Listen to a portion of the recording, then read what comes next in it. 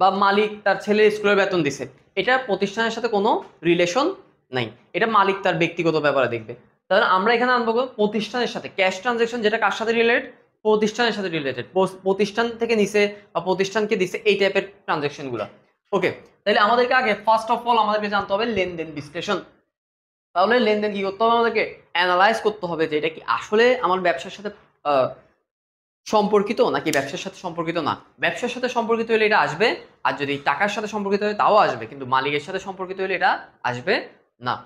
ওকে, তাহলে ট্রানজেকশন গেল, আমরা ট্রানজেকশন অ্যানালাইজ করতে পারলাম। সাপোজ আমরা কয়েকটা ট্রানজেকশন পেলাম। এবার ট্রানজেকশনগুলোকে কি করতে হবে, জাবেদাভুক্তকরণ। ট্রানজেকশনগুলো কি করতে হবে, জাবেদাভুক্তকরণ, জার্নালাইজিং করতে হবে। ট্রানজেকশনগুলো কি করতে হবে, সেকেন্ড অফ অল এই যে আমি একটা ট্রানজেকশন পাইছি, এই ট্রানজেকশনগুলোকে কি করতে হবে, জাবেদাভুক্তকরণ। জাবেদাভুক্তকরণের আরেকটা নাম হচ্ছে লিপিবদ্ধকরণ।